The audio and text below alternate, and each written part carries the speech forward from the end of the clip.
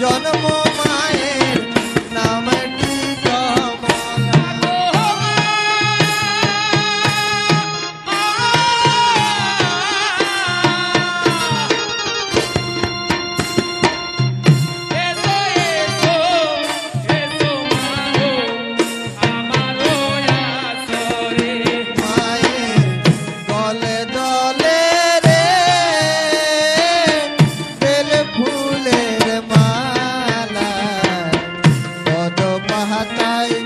জন্ম মায়ের নামটি কমলা গো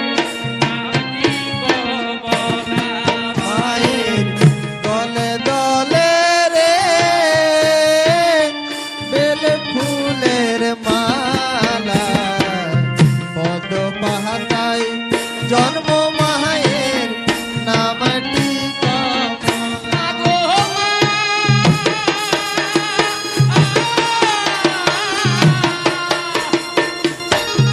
মায়ের গলে দলে রে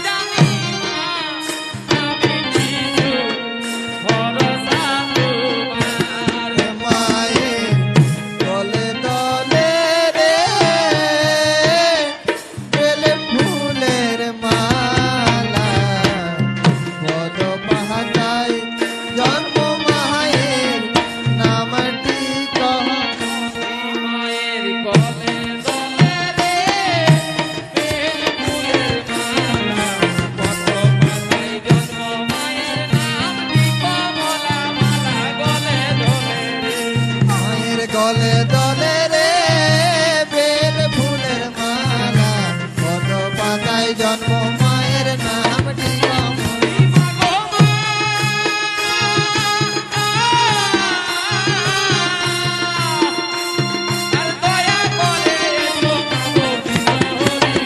মায়ের গলে দলে রে বেল ফুলের মালা পদ্ম পাতায় জন্ম মায়ের নামটি কমলা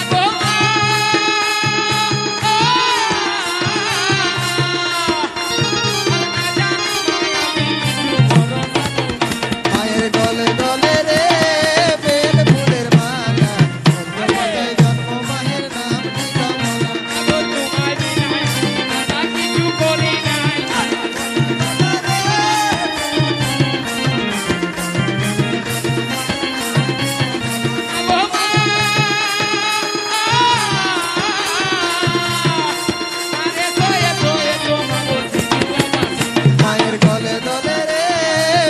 ফুলের মালা পদ্ম পাতায় জন্ম মায়ের নামটি কমলা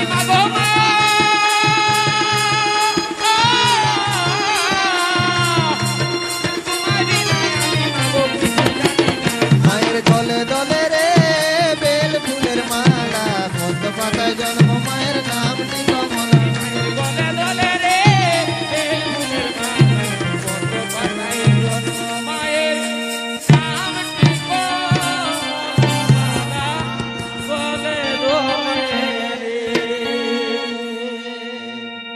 তাই নমস্কার নমস্কার সুধী দর্শক মন্ডলী ও আমার গুরুদেব গৌর বালিগাড়া মা বিশ্বহরি জাত মঙ্গল পার্টির পক্ষ থেকে সকলকে প্রীতি শুভেচ্ছা ভালোবাসা অভিনন্দন জানাই আরো জানাই সমস্ত গুরুদেবের চরণে শত পরিবার প্রণাম আজকে আপনাদেরকে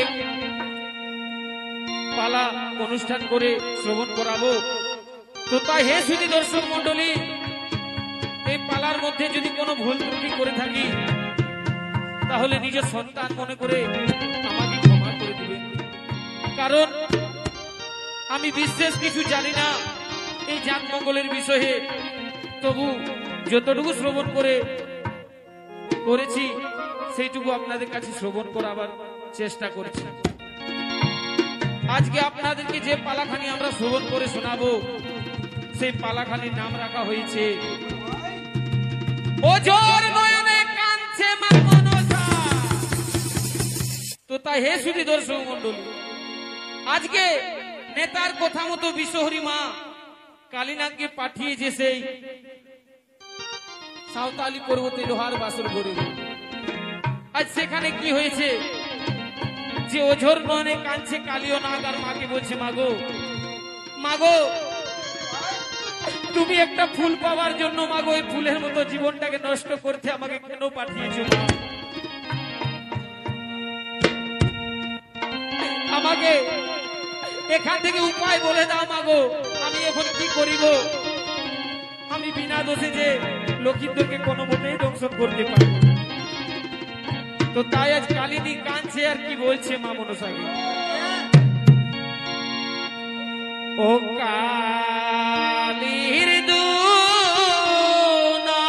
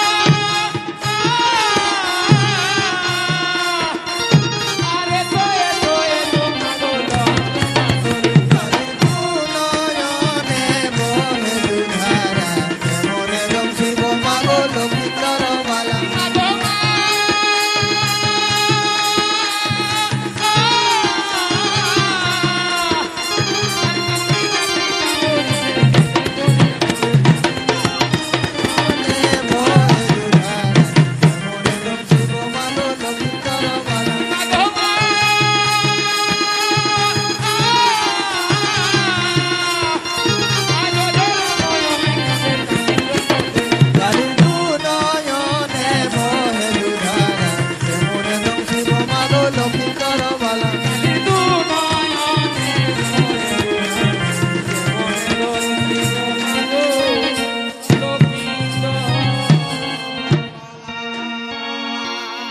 ওগো মা, ওগো বিষের দেবতা বিশ্বহরি মা, তুমি একটি বারের মতো এই লোহার বাসো করে এসো মাগো।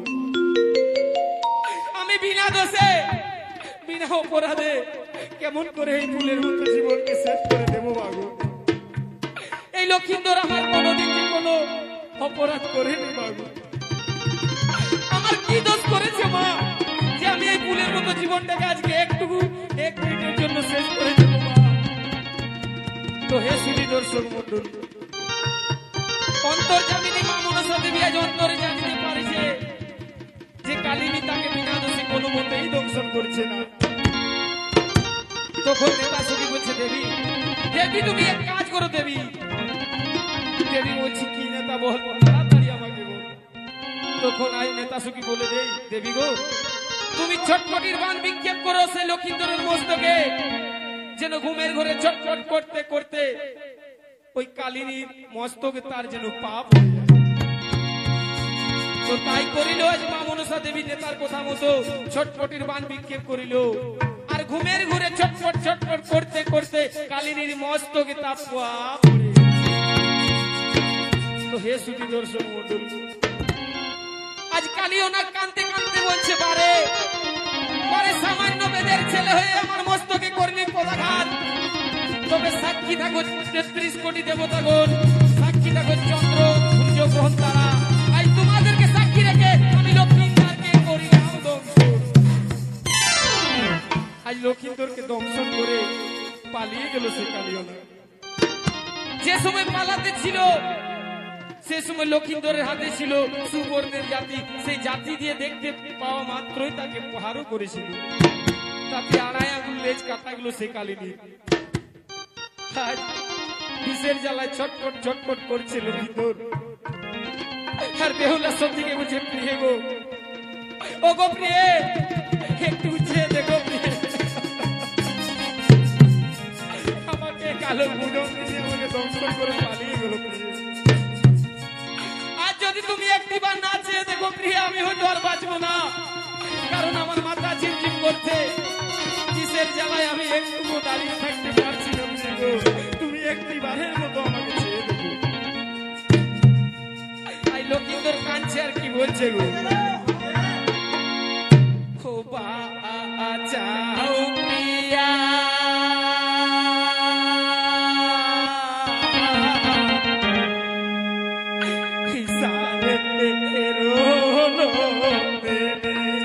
বাঁচাও প্রিয়া সায়ের নন্দিনী,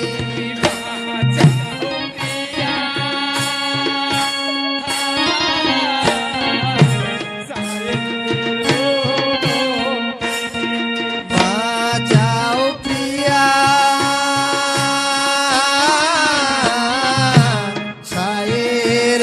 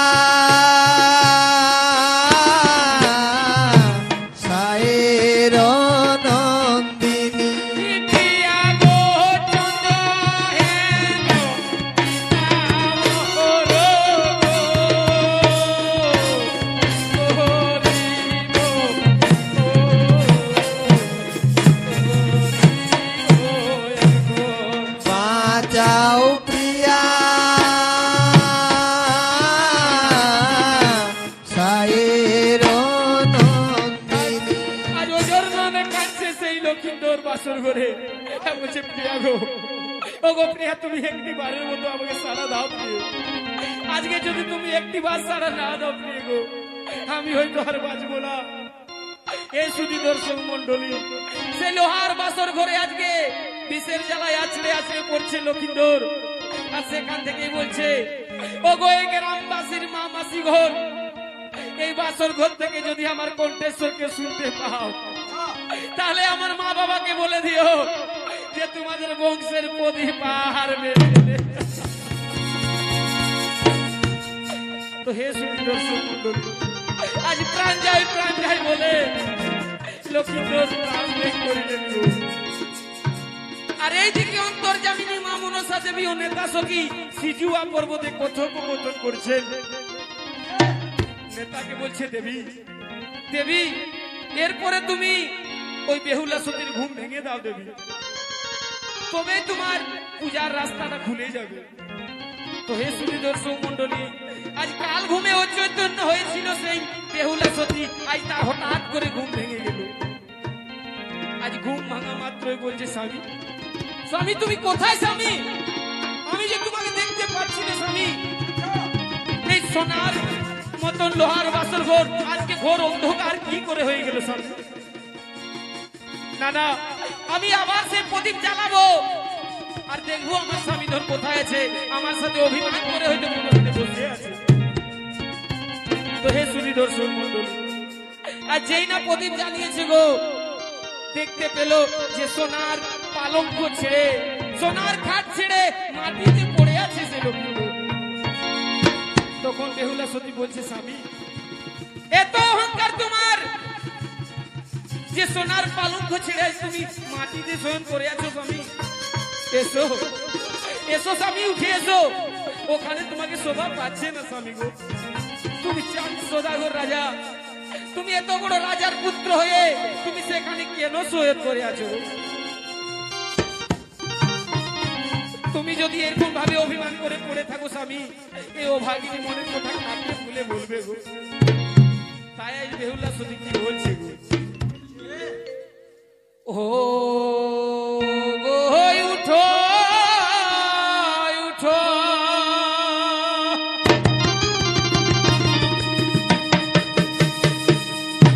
কিও গো স্বামী,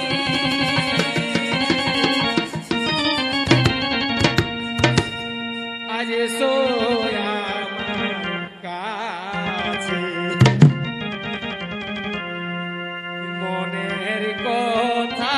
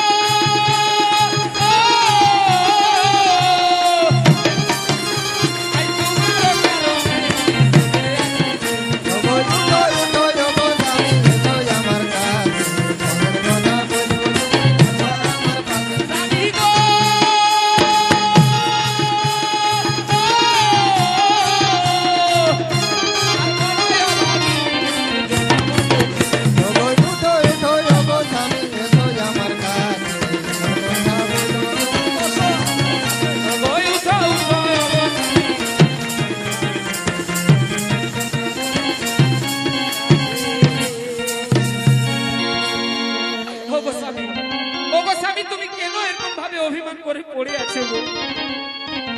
তুমি উঠো, এখানে শুনে এসো স্বামী। তো হে সুধী দর্শক মন্ডলী, আজ বেহুলা সতী আজ ধীরে ধীরে যে না সেই লক্ষিন্দরের কাছে গেছে গো।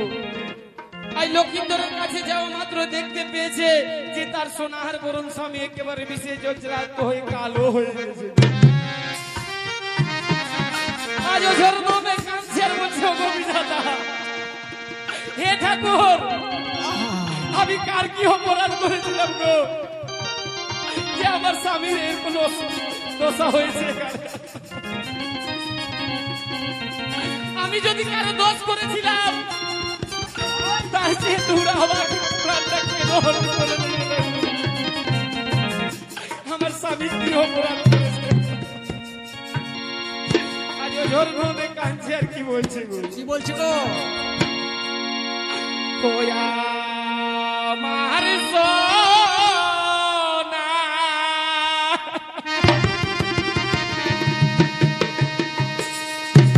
কি বড়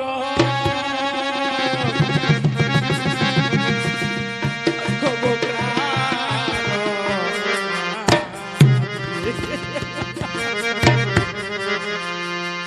কেমন করে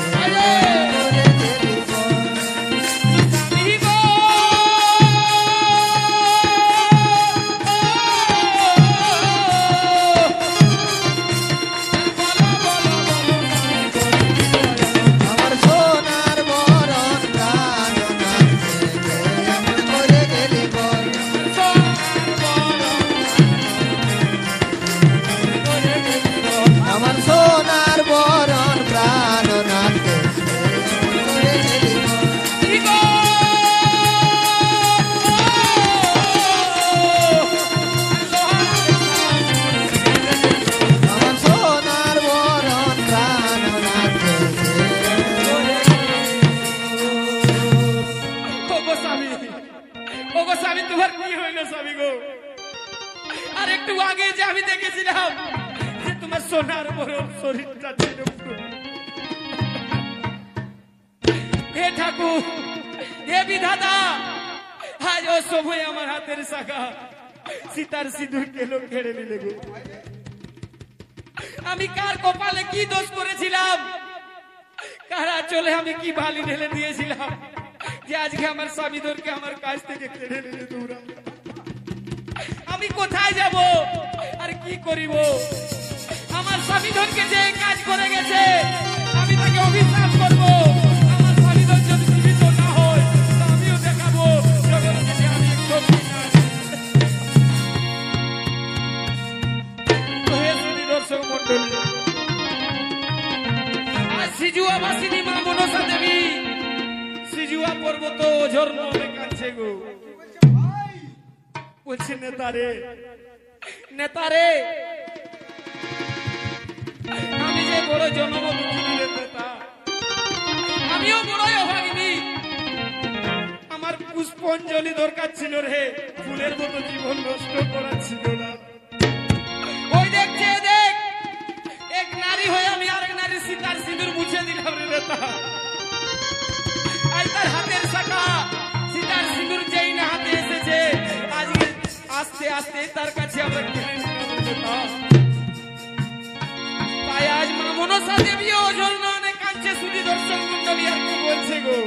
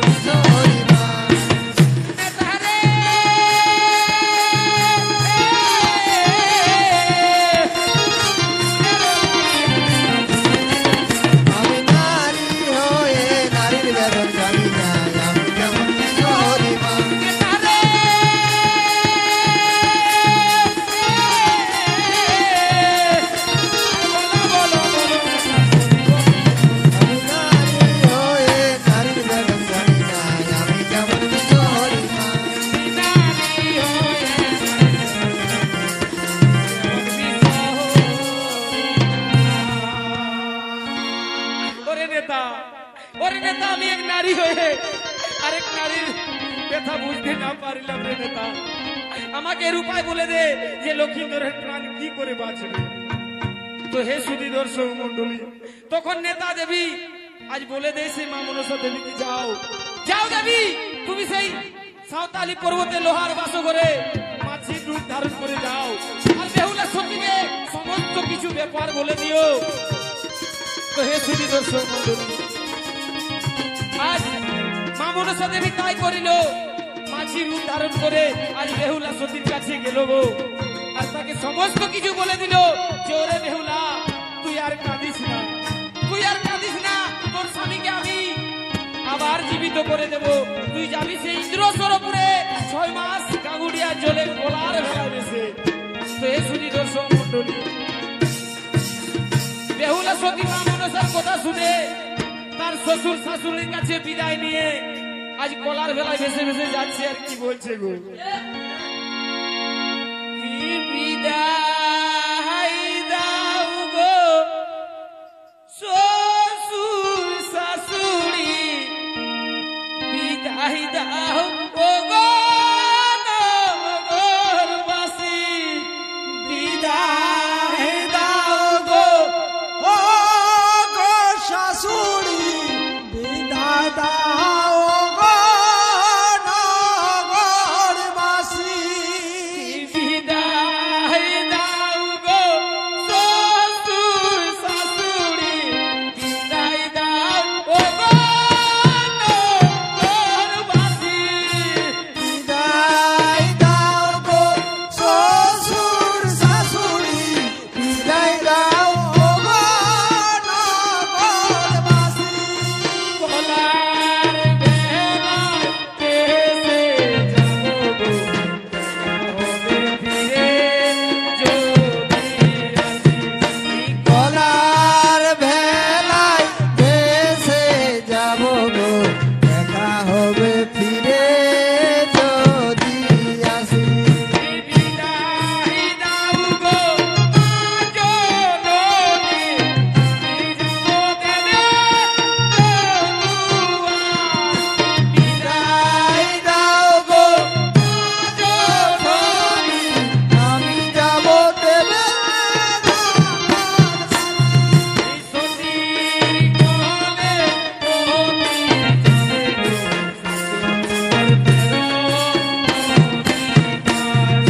সতীর কলে পতি যাবে গো, কান্দ তেরো নদী পার। বিদায় দাও গো শ্বশুর শাশুড়ি, বিদায় দাও গো নগরবাসী, শ্বশুর শাশুড়ি,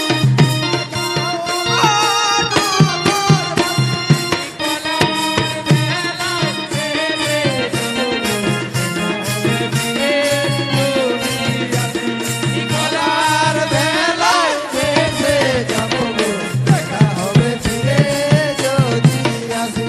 বিদায় দাও গো মা জননী, বিজপদেবে দুয়ার, বিদায় দাও গো মা জননী, আমি যাব দেবে সতীর কোলে পতি সতীর কলে পতি যাবে গো, কান্দ তেরো নদী পার। সতীর কোলে